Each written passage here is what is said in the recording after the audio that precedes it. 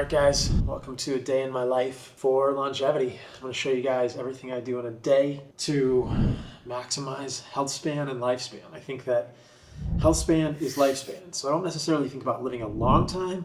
I think about how to live really well. I want to live healthfully today. I want to be as energetic and vital as I can today, and I think that equates to longevity. So let's get started with today. I'm going to take you through everything I do in a day. It's early in Costa Rica. It's just after 6 a.m. It's time to go outside and get some sunlight in my eyes. So let's open the blinds and let the light in.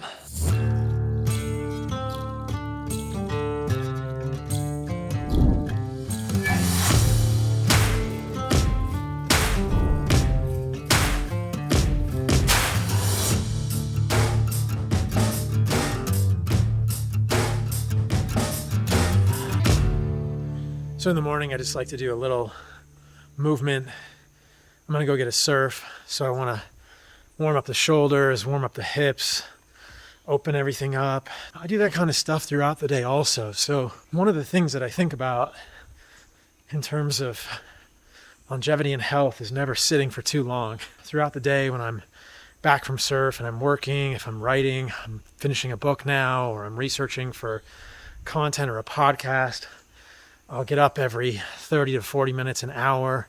Sometimes an hour and a half is like the longest that I'll sit down, and I'll just get out here and do the same things. I'll do that same routine. Within a few hours of inactivity, the cells lining your blood vessels, the endothelium, start to become a little dysfunctional, and we see markers of inflammation start to rise after 3 hours of being sedentary. So think about that the next time you're on like a 6-hour flight, you know? And I found for my work that if I can push through the original distraction, the original resistance to getting the work done or starting the work, like then I'll get into a flow state. I'll get super focused with writing, and I can write for about 90 minutes. I get these like 90 minutes of productive, focused work, and then I just feel something in my brain shut off. My brain is like, nope, you need a break. And rather than sitting at my desk and watching YouTube or watching something on my computer, I'm going to get up, I'm going to come outside. I'm fortunate to live in a place like Costa Rica where I have warmth year round. I'm going to let my eyes see a far away view, which is good for my parasympathetic nervous system. This is calming to be able to see far away. And I'm going to move around a little bit and then give myself 10 or 15 minutes and I can usually get back into work. So after I do my stretches, first meal of the day, breakfast. I don't have Wi-Fi on at night. So there's a lot of debate about whether radio frequency EMF is harmful for humans, but there are some studies suggesting that it could potentially disrupt your sleep. So at night, I have a switch here and I can just turn that switch off and on. So in the morning, I'll turn it on if I want to use Wi-Fi for work. I also have Ethernet throughout the house, so I can plug directly into the Ethernet. But in the morning, sometimes I'll turn the Wi-Fi on and use it on my phone, or it's more convenient to be moving around the house if I need Wi-Fi. I try to minimize my exposure to it, and definitely at night, I just flip the switch and turn it off. I'm gonna go surf right now.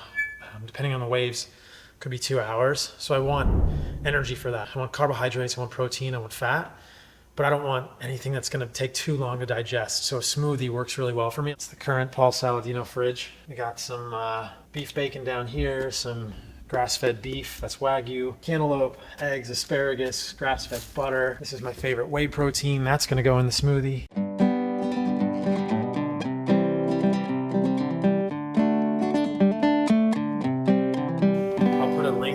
Description to the recent salt analysis that we did with the Animal-Based Nutrition Research Foundation. That's a nonprofit that I started. I was pretty surprised to see that a lot of salts contain significant levels of heavy metals. I mean, I'm using 7 to 10 grams a day of salt.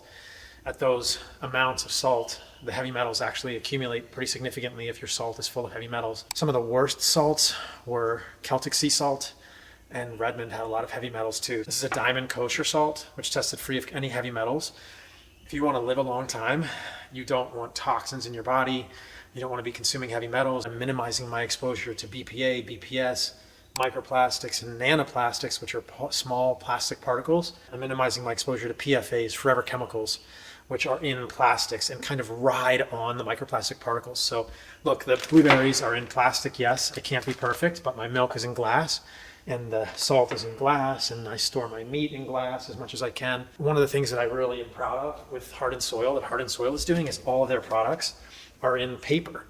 and glass. So the desiccated testicles, the desiccated organs are in glass, but this is all paper for their protein powder. Over the next few years, we're going to learn that we are much more full of microplastics and nanoplastics, which are plastics less than 1 micrometer in size, than we've been led to believe. And so I'm doing everything I can within reason. It's impossible to minimize my exposure to plastics. You can see it's all paper. Even the scoop is paper. And you can see here on the side the levels of immune proteins per serving: IgA, IgM, IgG, beta-lactoglobulin, lactoferrin, bovine serum albumin, lactoperoxidase. This crushes any other whey protein that they tested. So this is definitely the cleanest whey protein that we could find at Hardin Soil. It's cold processed to preserve as many of those bioactives as possible. There's great data with whey protein actually increasing glutathione levels. Glutathione is the master antioxidant in your body. So I love getting whey protein in my diet now. It's actually a great, quickly digested protein before I go surf. And I was writing my book yesterday and I came across some interesting studies showing that in your ileum, which is the end of your intestines, your small intestine, there are cells called L cells. And those L cells are where GLP-1 is produced. GLP-1 is glucagon-like peptide 1. You may have heard of Ozempic, Wegovy, Mounjaro, all these injectables people are using now, which are GLP-1 agonists. So if you want to lose weight, if you want to be less healthy, I would not inject Wegovy or Ozempic, which have horrible side effects and can cause long-term problems with weight regain when you stop the medications. I would actually get your body to produce GLP-1 normally to give you normal satiety. That's how you want to live a long time.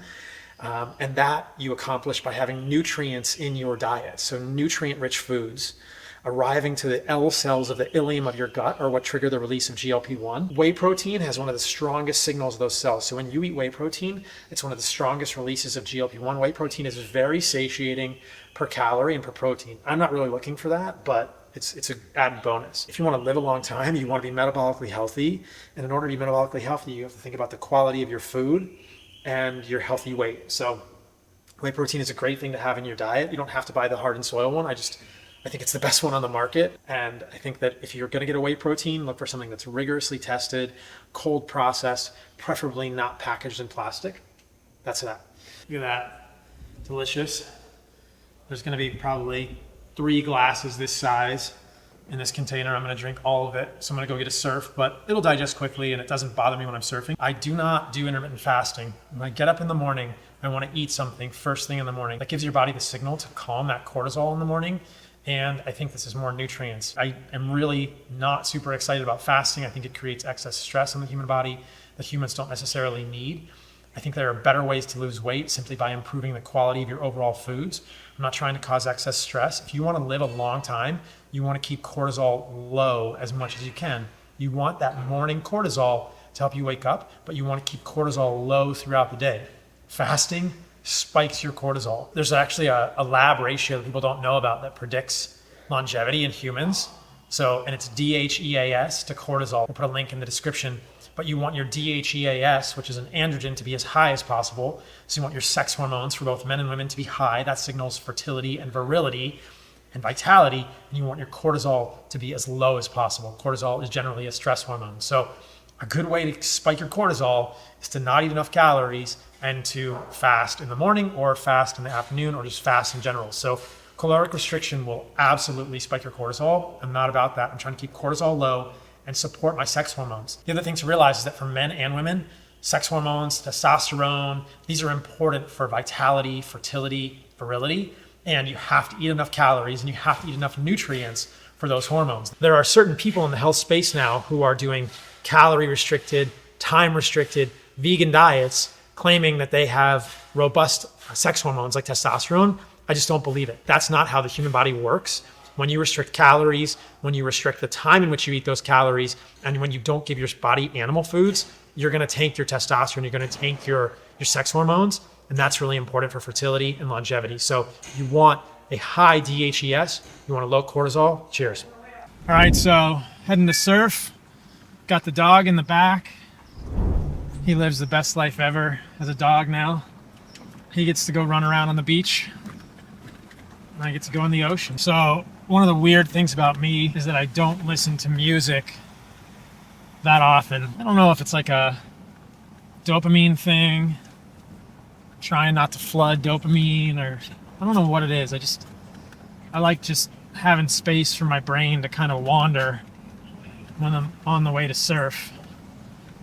Just whatever I'm thinking about, I'm usually kind of processing. I'll think about my day a little bit. I mean, I'm about to get in the ocean and hopefully forget about everything but waves. But I just end up thinking about stuff while I'm driving to surf.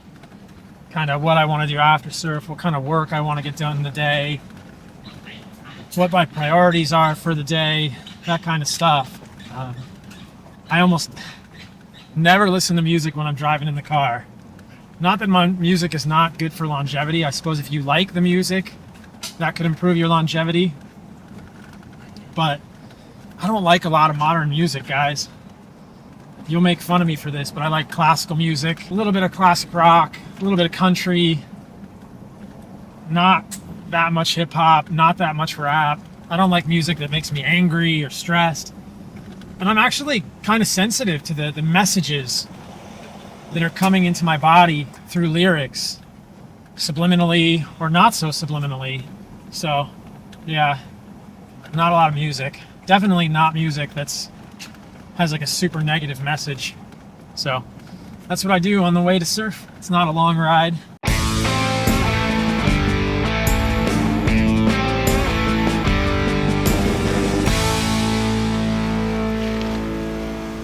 We have arrived. Zach gets to go on living the best life ever as a dog. I get to live a pretty good life as a human too. So, summertime Dominical waves. It's basically flat, but I'm still gonna get in the ocean because morning sunlight, grounding, time in nature, these things are hugely important for humans. I just realized that I feel so much better. Even if I just go out and catch 2 waves and they're ankle, knee high, I will feel better today because I got in the ocean. I don't know if that has something to do with the grounding or the sunlight, but like talk about entraining your circadian rhythm. I did it this morning on my porch, but this is really what it's about. And we know very clearly that being in the sun is associated with longevity. So you want to live a long time, do not fear the sun. So this is a sunscreen that I made. We could call it an animal-based sunscreen. It has tallow, coconut oil, beeswax, and zinc. That's it. So non-nano zinc. And it goes on my face and it makes me look like I have a white face. I did a video on YouTube about how to make this sunscreen. I don't want a sunscreen that has compounds like avobenzone or oxybenzone or homosalate or any of that stuff, because that can get absorbed into the skin, excreted in the poop and the pee, and we know that it's potentially associated with cancers and stuff. So you don't want normal sunscreens. And get this, as I point to you with my sunscreen finger. If you look at the data, sunscreen actually doesn't prevent skin cancer. I know, I'll put a study on the screen here. There's no solid data that sunscreen prevents skin cancer. Might it improve photo aging and sun damage? Yes. That's why I'm using it. I'm 48 years old. I don't need to look any older than I already do. I surfed for a couple of years in Costa Rica. I didn't use sunscreen enough. I'm trying to protect my skin from excess sun. I'm going to be out here for an hour, 2 hours every morning. So I'm going to use a little bit of zinc tallow sunscreen. The most compelling hypothesis I've found around skin cancer has to do with seed oils. When you pack your cell membranes full of polyunsaturated fatty acids like the linoleic acid found in seed oils, you are making those membranes fragile and you are making them more susceptible to damage and then eventual DNA damage that leads to the beginnings of skin cancer, especially squamous and basal cell in your dermis and epidermis. Western medicine hasn't figured this out yet, but they will. So anyway, time to get a white face. How do I look? These are some serious photons, guys.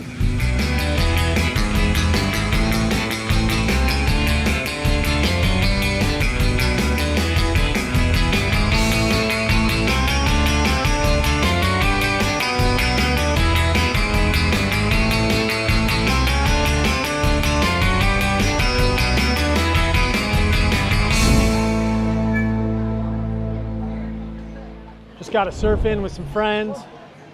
Beautiful morning here in Costa Rica in the dry season.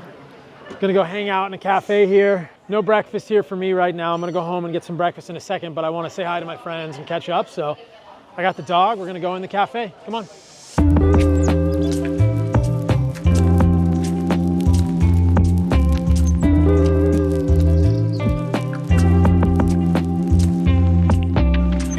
back home. Got to hang out with some friends post-surf. That was probably the best part of the morning. The waves were not great. Gonna have some late breakfast, second breakfast, or early lunch. We'll see. A cantaloupe steak on the grill. I've been experimenting with some potatoes, which is new for me.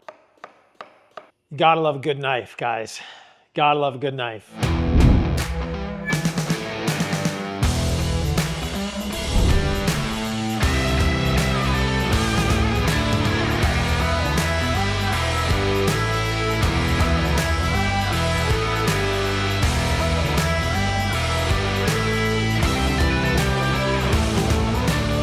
Okay, so dinner time is approaching. It is early. I like to eat early. I like to finish eating at least 2.5, 3 hours before I go to sleep. It's just about 5 o'clock here. So this is even later than I usually do dinner, but I was filming content with my team today, doing some stuff, so I'm gonna get to cooking dinner. So what's on the menu for dinner tonight? I eat a lot of the same foods, guys. So I've got a Wagyu flat iron steak there on the Lineage cutting board. I'm gonna do some raw milk. Gonna do some coconuts. I'll throw in some honey with the raw milk. And I've got a pineapple over there. Nice sunset about to happen out here.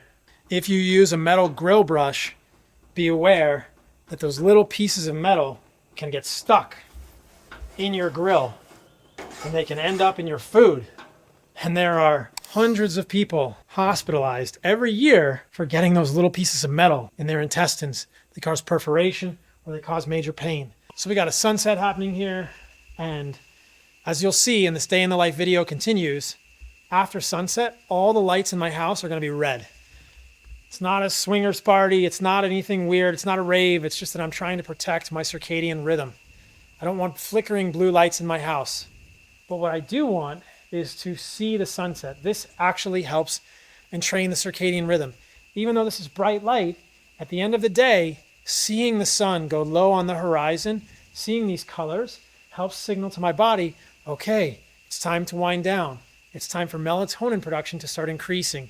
And you want to protect that melatonin production as the day ends so that you can improve your sleep and your sleep onset. So now, one of the great things about this house is that I get to watch the sunset every night when it's not raining, and I get to help my circadian rhythm here by getting this evening light as I'm cooking dinner. But you'll see here in a little bit, at night, it's all red lights inside the house. And I'm looking for 0 flicker red lights. We know that blue light is going to be stimulating. So in your suprachiasmatic nucleus, which is part of your brain, it's connected to your eyes through your optic nerve. Your suprachiasmatic nucleus perceives blue light as stimulating, and that inhibits the production of melatonin. So when you're looking at your phone full of blue light that's flickering, when you're looking at your computer that's flickering at night, when you're standing or sitting or in front of your TV or in your house with blue lights at night that are flickering or just the blue, it's telling your body that it's the middle of the day, and that's not good for your circadian rhythm. So I'm trying to protect my sleep, because if I want to live a long time, I have to eat really well, I have to get exercise, I have to be in the sun, I have to do meaningful things with people that I care about in community, and I also have to sleep well. So tonight I'm gonna watch the rest of the sunset on the beach with my friends, just a few minutes down there. I'm gonna go down to the beach, meet some friends, have a bonfire, and that's gonna be the end to my day, at least on the beach. So you guys can see red lights here, red lights up here, red lights here in the kitchen, red lights in the living room, and the bedrooms have red lights too. So all red lights at night to protect the circadian rhythm. I don't always put it in my videos, but community is a big part of my life. I'm kind of private with like my friends and family stuff. People always ask like, oh, you've got this amazing life, but then you're just alone. I'm not really alone. I try and prioritize friends and family. So a lot of times on the weekends, I'll come and do bonfires on the beach. You can see it's like an amazing sunset right now. It's a gorgeous place. This is where we surf at Dominical every morning. So yeah, being with friends and family outside. So natural light, no blue light, no flickering, no bars, no alcohol needed, nothing like that. Just sunset and train the circadian rhythm, eat an early dinner, hang out with friends, and crash, go to sleep. In Costa Rica, this third world country, this is common. Like, there's tons of people on the beach. You can see over there, there's people on the beach. I mean, up and down the beach, there's just people everywhere right now. It's a Saturday night, but people everywhere. This is part of the community here. I guess this happens in the States, but when I'm in Miami, there's not people on the beach like this for sunset. It's more of like Other countries get this more than we do in the States for sure. But yeah, I got my dog, some friends, a fire, hanging out. A little fake knife fighting, you know, that's what we do.